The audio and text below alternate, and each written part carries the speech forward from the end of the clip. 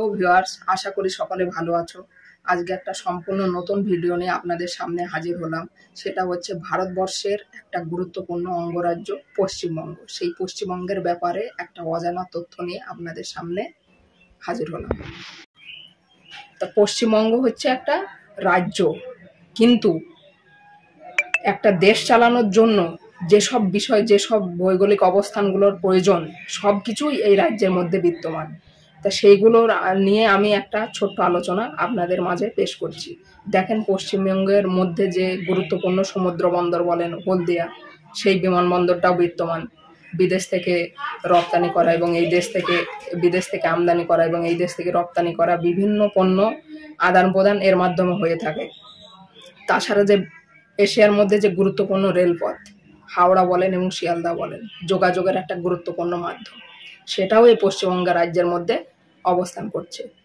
তাছাড়া আপনি দেখেন যে শিল্প প্রতিষ্ঠান বলতে কি বোঝায়, যেগুলোর যে মূল, দেশের যে মূল ভিত শিল্প প্রতিষ্ঠান, যে কয়লা বলেন, লোহা ইস্পাত বলেন, হ্যাঁ, পেট্রোলিয়াম বলেন, এইসব বিভিন্ন ধরনের জিনিসগুলোকে শিল্পাঞ্চলের মধ্যে একটা ধরা হয়। তাই এখানে যে কয়লা, রানীগঞ্জের কয়লা, আপনারা অনেকেই শুনেছেন যে রানীগঞ্জের কয়লা উত্তোলনে একটা বড় পর্যায়ে রয়েছে। তেমনি দুর্গাপুরের লোহা ইস্পাত কারখানা, এছাড়া বার্নপুর রয়েছে, আবার চিত্তরঞ্জন রয়েছে। এগুলো সব কিছুই এই রাজ্যের মধ্যে বিদ্যমান। তাছাড়া কৃষিক্ষেত্রেও অভূতপূর্ব সাফল্য আছে এই রাজ্যে। যেমনি কৃষিক্ষেত্রে চাউল উৎপাদনে ভারতবর্ষের মধ্যে প্রথম স্থান অধিকার করে আছে আমাদের এই পশ্চিমবঙ্গ। তাছাড়া পশ্চিমবঙ্গের যে ধানের গোলা বলা হয়, যে বর্ধমান জেলারও নাম শুনেছেন আপনি, এখানে প্রচুর হারে কৃষিকাজে যে ধান উত্তোলন হয় তা পশ্চিমবঙ্গের স্থানই বেশি। তাছাড়া যে উত্তরবঙ্গের জেলাগুলো শুনেছেন আপনারা, শিলিগুড়ি, জলপাইগুড়ি বলেন, পাহাড়ি অঞ্চল, সেগুলো পর্যটন শিল্পের ক্ষেত্রেও প্রসিদ্ধ।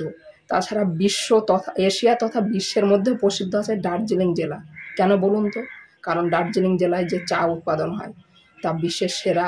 বিশ্বের প্রতিটা কোনায় কোনায় নাম আছে যে দার্জিলিংয়ের চা বিখ্যাত। তা আপনারা এগুলো সবই জানেন, সব কিছুই জানেন যে এগুলো সবই বিখ্যাত। তাছাড়া যেটা বিমানবন্দর বলেন, আন্তর্জাতিক বিমানবন্দর, আকাশপথের যেটা পরিবহন ব্যবস্থা, নেতাজি সুভাষচন্দ্র বোস ইন্টারন্যাশনাল এয়ারপোর্ট আছে, সেটাও জানেন। তো একটা দেশের যেসব জিনিসগুলো, ভৌগোলিক অবস্থান বলেন, যেসব জিনিসগুলোর প্রয়োজন, তা পশ্চিমবঙ্গের মধ্যে সবই বিদ্যমান। তাছাড়া একটা দেশের মধ্যে যে ক্রিয়াক্ষেত্রের যে গুরুত্বপূর্ণ সাফল্য একটা দেশকে বা রাজ্যকে এনে দেয়, তা আমাদের পশ্চিমবঙ্গের রাজ্যের মধ্যে সেটাও বিদ্যমান। যেমনি ক্রিকেটের ক্ষেত্রে কি আছে, ইডেন গার্ডেন আছে। আবার ফুটবলের ক্ষেত্রে কি আছে, যুব ভারতীয় ক্রীড়াঙ্গন, যা ভারতবর্ষের মধ্যে সর্বাধিক দর্শক আসন সম্পন্ন একটা ফুটবল ক্রীড়াঙ্গন, যুব ভারতীয় ক্রীড়াঙ্গন। তাছাড়া আরও অনেক মাঠ বিদ্যমান এই রাজ্যে, সব কিছুই বিদ্যমান আছে এই রাজ্যে। তাছাড়া যে আপনারা নাম করা সেতু, হাওড়া সেতু, যেটা বিশ্ব প্রসিদ্ধ, সেই হাওড়া সেতু আমাদের এই রাজ্যে বিদ্যমান। তাছাড়া আপনারা এটাও জানেন যে যখন ইংরেজরা পরাধীন ভারতবর্ষ দখল করেছিল, তখন আমাদের এই রাজ্যের যে রাজ্যটাকে, যে রাজ্যের রাজধানী যে কলকাতাকেই তারা প্রথম রাজধানী হিসাবে নামকরণ করেছিল।